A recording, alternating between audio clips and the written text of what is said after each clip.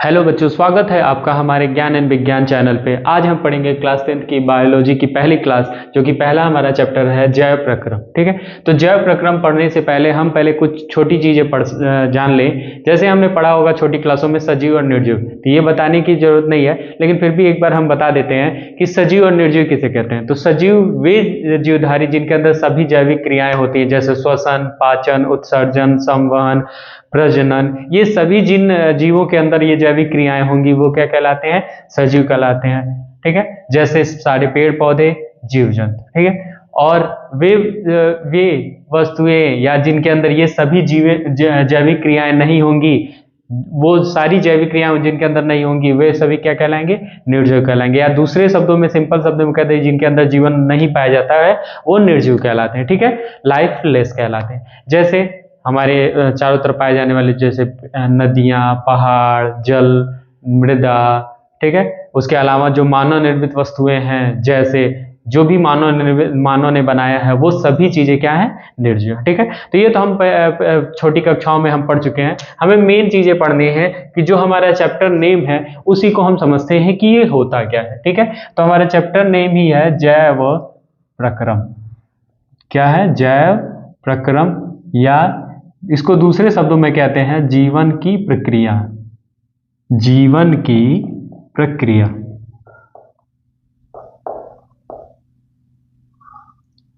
जीवन की प्रक्रिया किसे कहेंगे? ठीक है, तो जीवन की प्रक्रिया या जैव प्रक्रम वे प्रक्रियाएं जिसमें जीवधारी उन प्रक्रियाओं का उपयोग करके इस जीवन में अपने आप को क्या करते हैं? सरवाइव कराते हैं। ठीक है, मतलब वे जैविक प्रक्रियाएं जैसे श्वसन, पाचन, उत्सर्जन, इस प्रक्रियाओं को करके सभी जीवधारी अपने आप को इस लाइफ में, इस वातावरण में अपने आप को क्या करते हैं? बनाए रखते हैं। इसी प्रोसेस को या इसी प्रक्रिया को हम क्या कहते हैं? जैव प्रक्रम कहते हैं। ठीक है, यानी जिस प्रक्रिया के तहत जीवधारी स्वयं को इस प्रकृति में बनाए रख पाते हैं, उन्हीं सभी प्रक्रियाओं को हम क्या कहते हैं? जैव प्रक्रम या जीवन की प्रक्रियाएं कहते हैं। ठीक है, जैसे हमारा पाचन हो गया, श्वसन हो गया, उत्सर्जन हो गया, संवहन हो गया, उसके बाद प्रजनन हो गया, ये सभी हमारी क्या है? जीवन की प्रक्रियाएं ही हैं। ठीक है,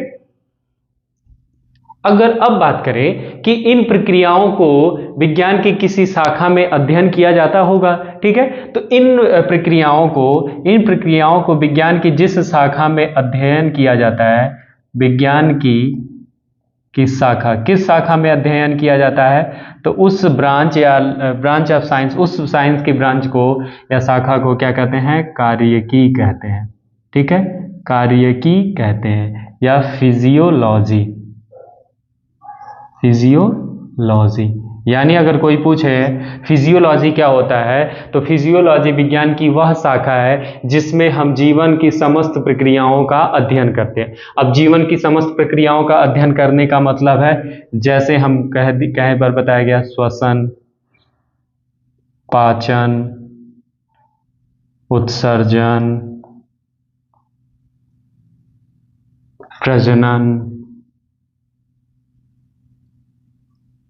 प्रजनन, संवहन इत्यादि प्रक्रियाएं। ठीक है, ये सभी प्रक्रियाएं ही क्या है? जीवन की प्रक्रिया या जैव प्रक्रम है। इन्हीं सभी प्रक्रियाओं को अध्ययन करने की शाखा को हम क्या कहते हैं? कार्यकी या फिजियोलॉजी कहते हैं। ठीक है, अब हम ये आगे टॉपिक पढ़ेंगे, इसको मिटा देते हैं, ना हो तो इसको लिख लीजिए ताकि मैं आगे मिटा।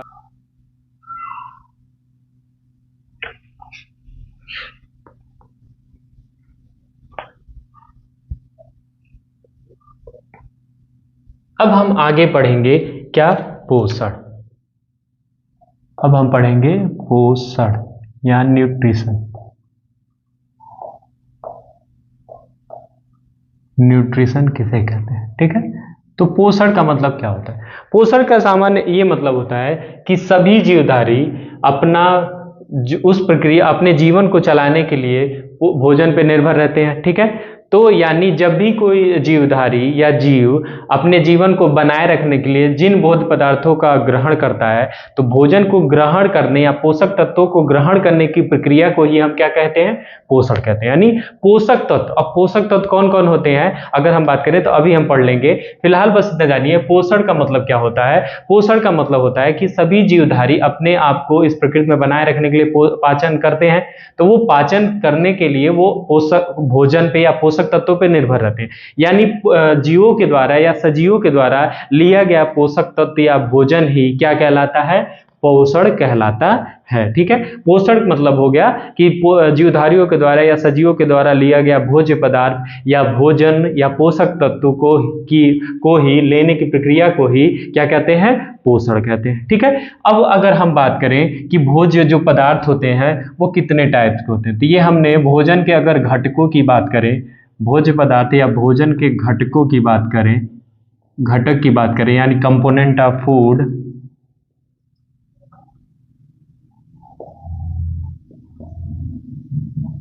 अगर हम बात करें कंपोनेंट ऑफ फूड, तो ये हमारे कितने तरीके होते हैं। पहला होता है हमारा कार्बोहाइड्रेट,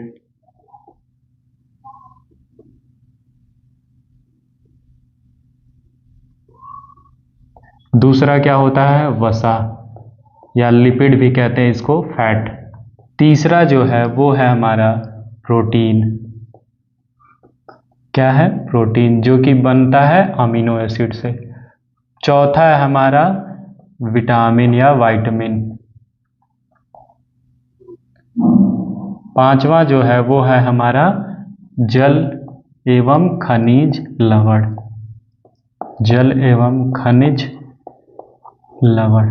ठीक है, मिनरल्स एंड वाटर। ठीक है, तो ये हमारे जो पांचों हैं वो हमारे भोजन के घटक कहे जाते हैं। अगर हम विटामिन की बात करें तो ये कितने तरह के हैं, A B C D E and K, ये इतने तरह के विटामिन होते हैं। ठीक है, तो इन विटामिन के बारे में हम क्लास 11th में बायोलॉजी की क्लास में हम जरूर पढ़ेंगे।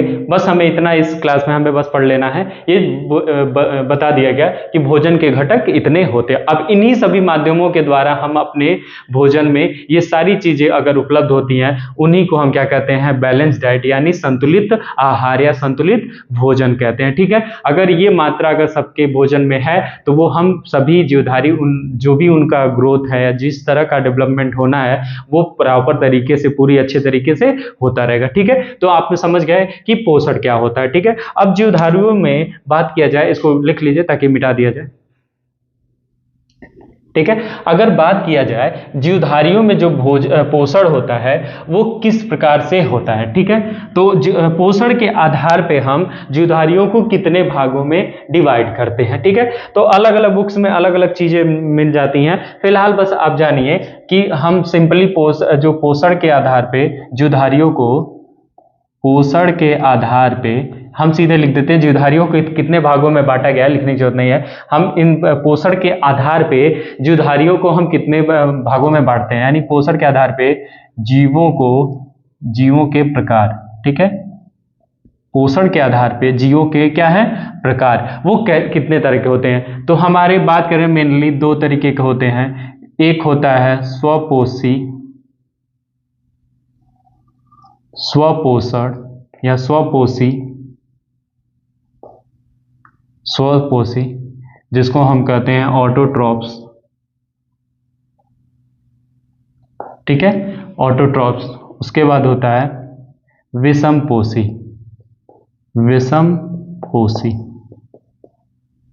ठीक है, जिसको कहते हैं हेट्रोट्रॉप्स।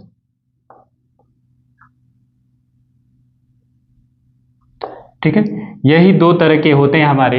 पोषण के आधार पे जीवों को दो भागों में बांटा जाता है। ठीक है, अब स्वपोषी क्या होते हैं, तो स्वपोषी को भी आगे अगर पढ़ा जाएगा तो हम इसको दो भागों में बांट देते हैं। ठीक है, एक होते हैं जो प्रकाश संश्लेषण की विधि कराते हैं, यानी प्रकाश संश्लेषी या प्रकाश संश्लेषी।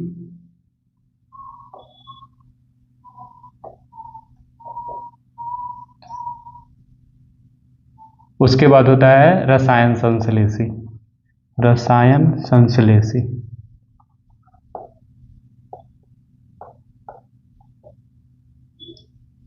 ठीक है। अगर हम बात करें विषमपोषी में, तो विषमपोषी में कौन कौन आते हैं? तो विषमपोषी में पहले आते हैं शाकाहारी, शाकाहारी यानी हर्बीवोरस। दूसरे कौन होते हैं? मांसाहारी।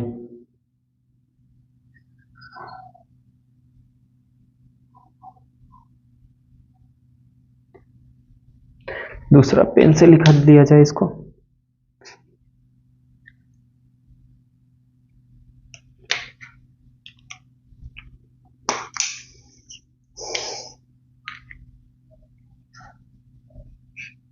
हाँ, ई है, ठीक है। इसको बोलते हैं कॉर्निवोरस।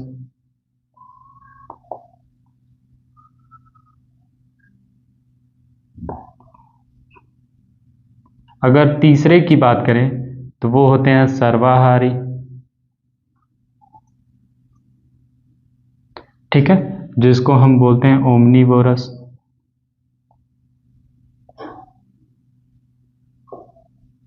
अभी सभी के बारे में बताया जाएगा, ठीक है। चौथा अगर बात करें तो मृतोपजीवी,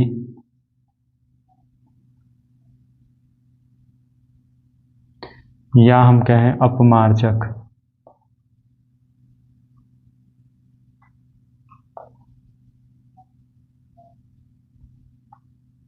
ठीक है, यानी हम कह दें scavenger and सप्रोफाइट।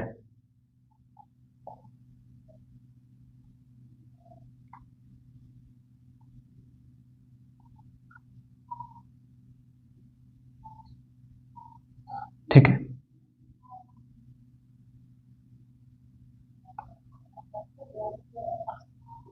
Scavenger and saprophyte, ठीक है। तो ये हमारे सभी हैं जो पोषण के आधार पर जीवों को इतने भागों में बांटा जाता है।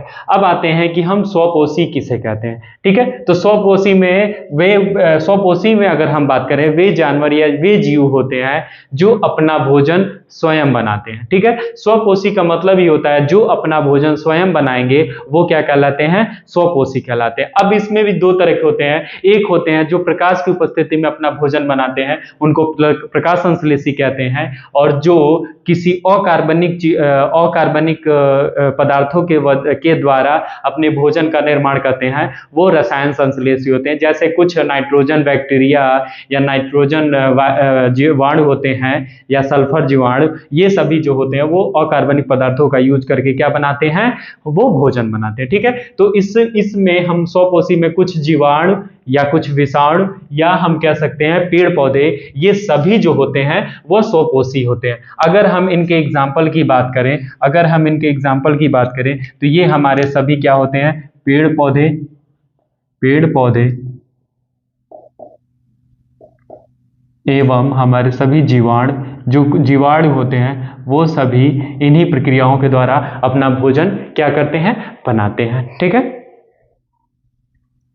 ठीक है। जीवाणु अपना भोजन बनाते हैं। अब हम बात करेंगे विषमपोषी या हेटेरोट्रॉप्स किसे कहते हैं? तो विषमपोषी का मतलब क्या होता है? जो अपना भोजन स्वयं नहीं बनाते हैं और भोजन के लिए या पोषण के लिए दूसरे जीवों पे क्या होते हैं? निर्भर रहते हैं। अब हो सकता है कि कोई पेड़ पौधों पे, कोई जानवरों पे, कोई किसी चीज पे निर्भर रहता होगा, तो उनको क्या क्या कहते हैं, ठीक है। तो पहली बात आती है जो विषमपोषी में होते हैं वो पहले होते हैं शाकाहारी यानी हर्बीवोरस। तो हम शाकाहारी से ही नाम पता चल जा रहा है कि शाकाहारी किसे कहेंगे। तो शाकाहारी यानी वे जीव जो अपना भोजन साग सब्जी या पेड़ पौधों से लेते हैं उनको हम क्या कहते हैं? शाकाहारी। और ये जितने हैं जैसे हमारे कुछ जानवर, गाय, भैंस, बकरी, ये सभी जो जानवर हैं ये हमारी क्या हैं? सभी शाकाहारी जानवर हैं। और भी जानवर हैं, फिलहाल बस इतना ही जान लिए। तो शाकाहारी का मतलब होगा वे जानवर जो साग सब्जी या पेड़ पौधों के से पर निर्भर रहते हैं उनको हम कहते हैं शाकाहारी।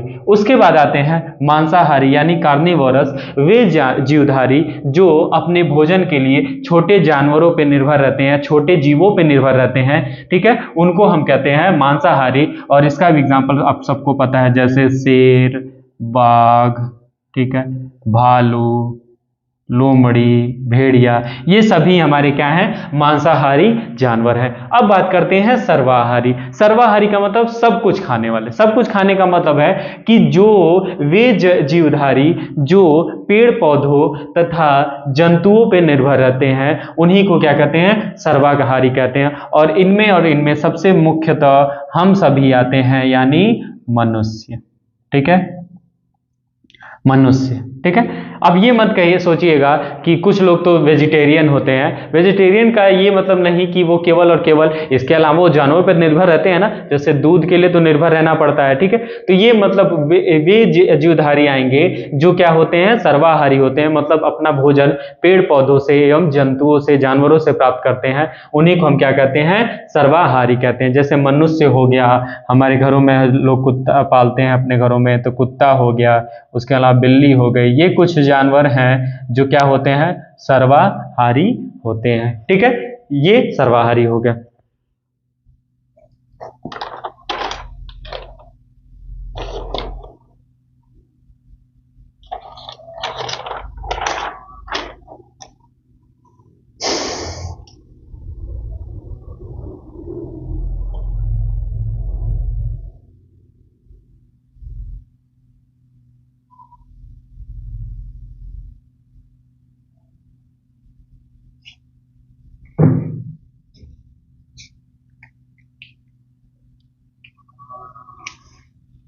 अब हम आते हैं मृतोपजीवी किसे कहते हैं। मृतोपजीवी या अपमार्जक किसे कहते हैं, तो वे जीवधारी जो अपना भोजन सड़े गले चीजों से या मृत जीवों से अपने भोजन को प्राप्त करते हैं, वे सभी क्या कहलाते हैं, मृतोपजीवी या अपमार्जक कहलाते हैं। ठीक है, जैसे अगर हम बात करें, जैसे जितने कवक हो गए, ठीक है, कवक हो गए, उसके अलावा जैसे हम जो कवक में जैसे हमने देखा होगा कुकुरमुत्ता, ये सभी जो होंगे ये मृतोपजीवी होते हैं। ठीक है, तो वे जीव जो अपना भोजन किसी मरे हुए वस्तु पदार्थों या सड़े गले चीजों से पाते हैं, उनको हम क्या कहते हैं, मृतोपजीवी या अपमार्जक कहते हैं। उसके अलावा कुछ और भी जीव होते हैं, जैसे अगर हम बात करें परजीवी की बात करें, ठीक है, परजीवी की बात करें,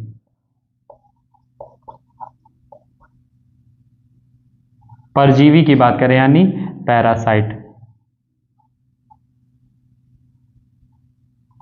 पैरासाइट्स। ठीक है, अगर हम बात करें परजीवी की,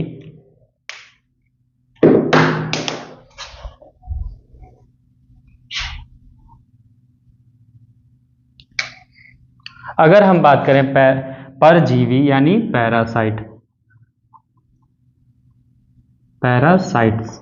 ठीक है, परजीवी क्या कहलाएंगे, तो परजीवी वे जीव जंतु होते हैं। अब इसमें दो तरह के होते हैं, कुछ ऐसे होते हैं, मतलब परजीवी का मतलब होता है जो एक दूसरे के साथ रहते हैं। ठीक है, ऐसा मतलब होगा कि ये ऐसे जीव होंगे जो उनके साथ रहेंगे, बट कुछ उसमें ऐसे भी जीवधारी होते हैं जो उनको लाभ पहुंचाते हैं, एक दूसरे पर निर्भर रहते हैं। एक दूसरे पर निर्भर रहने का मतलब होता है कि कुछ ऐसे जीव होंगे जो दो जीवधारी होंगे, वो आपस में रिलेटिव होंगे, मतलब वो उसको हेल्प कर रहा होगा जीवन सर्वाइवल में, वो उसको हेल्प कर रहा होगा। ठीक है, और लेकिन कुछ ऐसे जीव होते हैं जो उनसे तो अपना लाभ उठा लेंगे, लेकिन उसके बदले उस जीवधारियों को क्या करेंगे, नुकसान पहुंचाते हैं। तो उनको हम देख लेते हैं। अगर हम बात करें कि सहजीवी में ऐसे कौन आएंगे जो एक दूसरे के साथ रहते हैं, जिसमें हमारा सबसे अच्छा एग्जांपल आता है जिसका नाम है लाइकेन।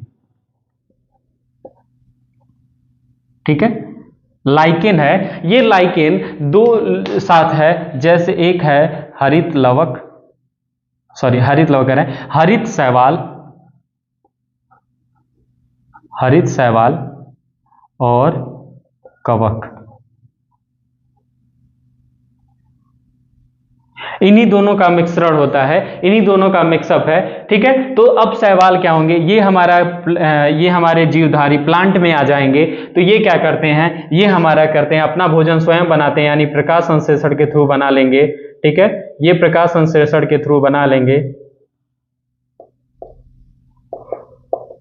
ठीक है, और कवक इनको क्या प्रोवाइड करेगा, कार्बनिक पदार्थ को प्रोवाइड कराएगा, यानी लवण, कार्बनिक लवण लिख सकते हैं, लवण को प्रोवाइड कराता है और एक दूसरे की हेल्प लेके ये अपनी लाइफ सर्वाइवल करते रहते हैं। लेकिन अगर हम बात करें, कुछ ऐसे भी होते हैं, जैसे हमने पढ़ा होगा लीवर वर्म, लीवर फ्लूक, जो कि हमारे पेटों के आंत में पाया जाता है। ये क्या करता है, ये हमारी छोटी आंत में चिपका हुआ होता है और जब भी हम भोजन करते हैं तो भोजन के पाचन के पश्चात जो भी उसका भोजन का अवशोषण होता है उसमें वो क्या करेगा, उससे प्रोटीन या जो भी अवशोषित पदार्थ है उसको एब्जॉर्ब कर लेगा, तो वो अपना भोजन तो पा लेगा, लेकिन उसके बदले ये क्या करता है कि वो हमारे आंत में जहां चिपका होता है उसको क्या करता है, धीरे धीरे डैमेज करना शुरू करता है, खराब करना शुरू करता है, जिससे छोटे जो बच्चे होते हैं उनका पेट दर्द होता है, या आपने सुना होगा कि पेट में केचुआ पड़ जाना। ठीक है, तो ये भी उसी का एग्जाम्पल है, यही वो परजीवी है। ठीक है, मतलब ये साथ तो रहेंगे, भोजन लेंगे उन्हीं से, लेकिन उन्हीं को नुकसान करेंगे।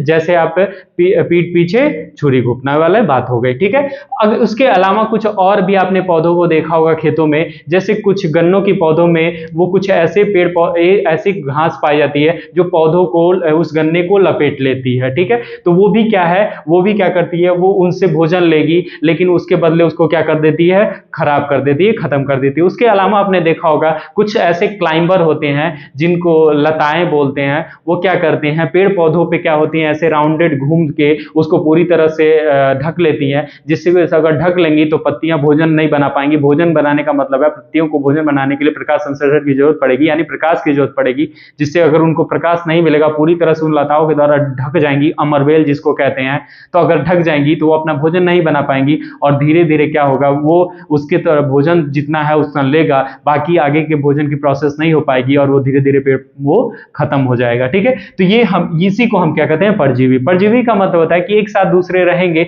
बट एक दूसरे को नुकसान, एक उससे लाभ लेगा और उसके बदले वो उसको नुकसान पहुंचेगा। लेकिन उसमें कुछ ऐसे भी होते हैं, जैसे ये हमारा लाइकेन है, ये हरित शैवाल और कवक का कॉम्बिनेशन होता है, और ये इसमें हरित शैवाल चूंकि पौधा है तो प्रकाश संश्लेषण करेगा, उसके लिए प्रकाश संश्लेषण तो करेगा, लेकिन कवक उसको क्या करेगा, लवण या का प्रोवाइड कराएगा, जिसकी वजह से ये आराम से प्रकाश संश्लेषण की प्रक्रिया को कंप्लीट कर लेगा और उसके बदले वो उसको भोजन प्रोवाइड करा देगा। ठीक है, तो ये हमारा सहजीवी का एग्जाम्पल है, और वो जो हमारा फीता कृमि कह सकते हैं, फीता कृमि। ठीक है, ये हमारे सभी फीता कृमि या अमरबेल जो होती है, ये सभी हमारे परजीवी के एग्जाम्पल हैं। ठीक है, तो ये इस तरह से हमने देख लिया कि पोषण, जीवों में पोषण किस किस प्रकार से होता है। एक होता है स्वपोषी, यानी स्वपोषी में मतलब होता है जो अपना भोजन स्वयं बनाते हैं। दूसरा होता है विषमपोषी, वे जीवधारी जो अपना भोजन दूसरों, अपने भोजन के लिए दूसरों पर निर्भर रहते हैं। अब वो निर्भर किस तरह के जीवधारियों पर रहते हैं वो हम आगे देखें, जिसका नाम है शाकाहारी, यानी वो पेड़ पौधों पर निर्भर रहेंगे।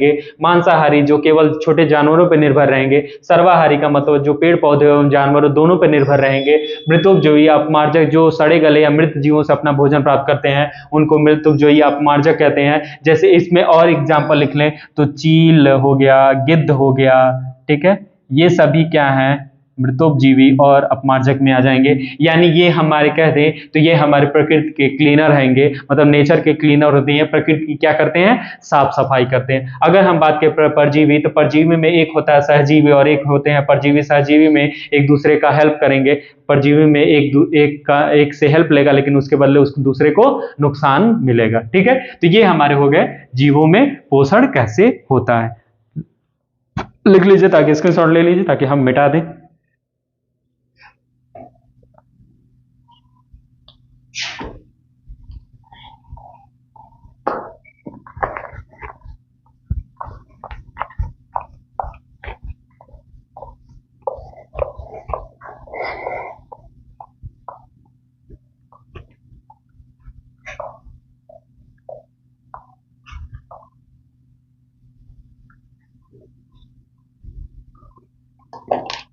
अब हम पढ़ेंगे ये जो पोषण होता है ये पोषण जीवों में कैसे होते हैं, यानी जीवों में पोषण की आवश्यकता है। जीवों में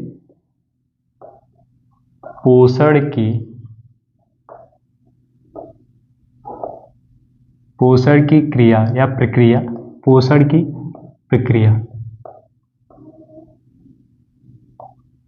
यानी process of nutrition in animals या क्रिएचर्स या लिविंग ऑर्गेनिज्म। ठीक है, तो हम सीधे कहें कि पोषण की प्रक्रिया कैसे पूरी होती है। तो पोषण की प्रक्रिया का मतलब हमने बताया था कि पोषण क्या होता है कि भोज्य पदार्थों का ग्रहण करना। तो केवल ये प्रोसेस पोषण हो गया, लेकिन ये कैसे कैसे पूरी होती है। ठीक है, तो ये कैसे पूरी होती है, तो पहला होता है, यानी हमने क्या किया, अंतर्ग्रहण किया, ग्रहण किया, अंतर्ग्रहण किया। अंतर्ग्रहण का मतलब होता है इंगेशन, इंगेशन, इंजेशन बोलिए या इंगेशन बोलिए, इंजेशन। ठीक है, ये अंतर्ग्रहण है, ये पहली तरीका है। दूसरा क्या होता है हमारा,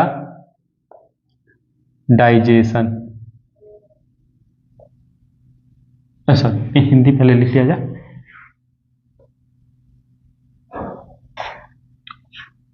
पाचन, डाइजेशन। ठीक है,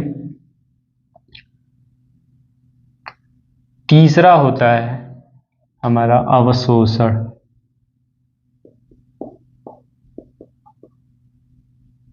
एब्जॉर्प्शन।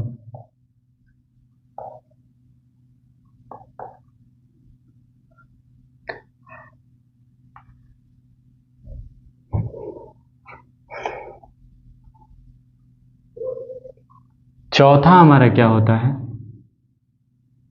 स्वांगीकरण,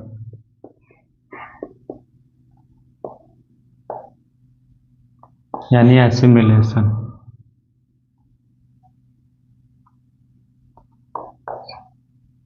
इन सभी को हम पढ़ लेंगे, लेकिन पहले हम नाम जान लें। उसके बाद होता है बहिक्षेपण,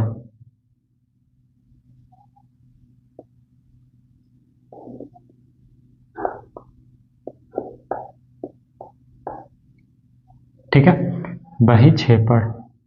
इसको हम कहते हैं इगेशन, इजेशन या इगेशन, जो भी बोले। ठीक है, ये हमारा देखिए, जीवों में पोषण की जो प्रक्रिया होती है वो 5 तरीकों से होती है।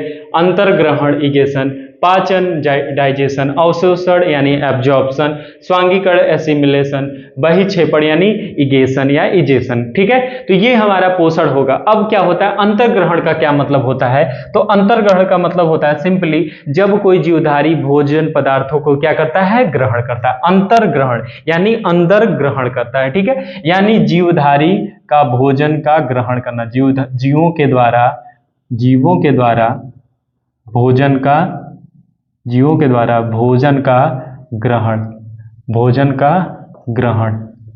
ठीक है, या खाना, सीधे समझ सकते हैं कि भोजन का निकलना या खाना। ठीक है, तो ये हमारा क्या कहलाएगा, अंतर्ग्रहण कहलाएगा। ठीक है, इसके बाद क्या होगा, जब जीवधारी वो भोजन ले लेगा तो उस भोजन का तमाम प्रोसेस के थ्रू, वो अलग अलग प्रक्रिया होती है, अलग अलग जीवों में अलग अलग तरीके से पाचन होता है।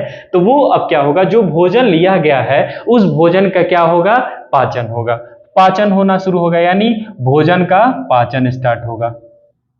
भोजन का क्या होगा, भोजन पचना शुरू होगा, भोजन का पचना।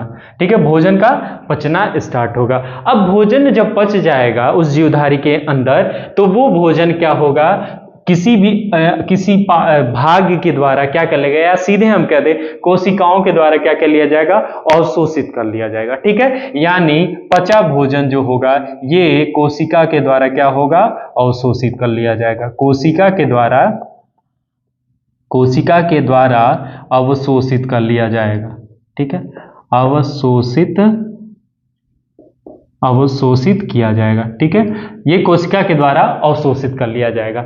और यही कोशिका के द्वारा जो अवशोषित जो भोज्य पदार्थ होता है, जब भी वो जीवधारी श्वसन करता है तो वो श्वसन के थ्रू उस भोजन, अवशोषित भोजन का क्या होता है, ऑक्सीकरण होता है। ठीक है, और ऑक्सीकरण के पश्चात ही उसको क्या दिया जाता है, उसको क्या मिलती है, ऊर्जा मिलती है, यानी एनर्जी मिलती है। ठीक है, तो वो सभी हम प्रोसेस जब हम अपने बारे में, यानी मनुष्य का जो पाचन तंत्र है वो जब पढ़ेंगे तो हमें ये सारी चीजें समझ आ जाएंगी। फिलहाल बस हमें ये पढ़ना है कि ये पोषण की जो प्रक्रिया होती है वो किन चरणों में पूरी होती है। ठीक है, तो हमने पहला पढ़ लिया अंतर्ग्रहण, दूसरा पाचन, तीसरा अवशोषण। अब जो चौथी प्रक्रिया होती है, जो अवशोषित भोजन होता है उसके बाद हमारा कुछ ऐसा पदार्थ बच जाता है जिसका उस शरीर से बाहर निकालना आवश्यक होता है। तो उसके बाद उसका क्या होगा, स्वांगीकरण होगा, और स्वांगीकरण होने के बाद वो भोज्य पदार्थ, जो अपचय भोज्य पदार्थ होगा, वो किसी भाग अंग के थ्रू, जीवधारी के किसी अंग के द्वारा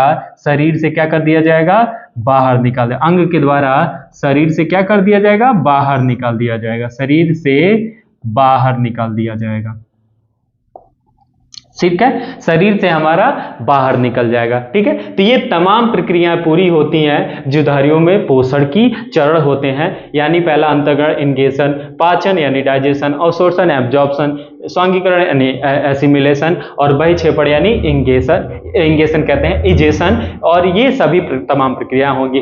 अब इसी के बाद हम पढ़ेंगे, हम इसको अच्छे से ज्यादा डिस्क्राइब नहीं करना, बस हल्का फुल्का मीनिंग समझ लीजिए। इसके बाद जब हम आगे पढ़ेंगे, जब हम अपने पाचन तंत्र के बारे में पढ़ेंगे, यानी जीवधारियों में जब हम मनुष्यों में जो पोषण होता है वो कैसे कैसे होता है, तो वो पूरा ऐसा नहीं कि हमने भोजन किया और वो हो गया, ऐसा कुछ नहीं। इस जो भी हम भोजन ग्रहण करते हैं वो तमाम चरणों से, यानी तमाम प्रोसेस से गुजरता है। अलग अलग पार्ट में, अलग अलग बॉडी पार्ट्स में उनका क्या होता है, तमाम सारी प्रक्रियाएं होती हैं आंतरिक, उसके जैविक प्रक्रियाएं, उसके बाद वो भोजन का क्या होता है, पचता है और हमें एनर्जी मिलती है, और कुछ भोज्य पदार्थ बाहर, जो अपचय है वो बाहर, या खराब कह दीजिए, वो बाहर निकल जाता है। ठीक है, तो वो हम पढ़ेंगे अभी जस्ट कि हमारा मनुष्यों में पाचन कैसे होता है। तब तक अगर आपने इसकी समझ ले लीजिए, फिर हम आगे पढ़ते हैं, मेन जो हमारा टॉपिक है उसको हम पढ़ते हैं, मनुष्यों में जो पाचन कैसे होता है। ठीक है,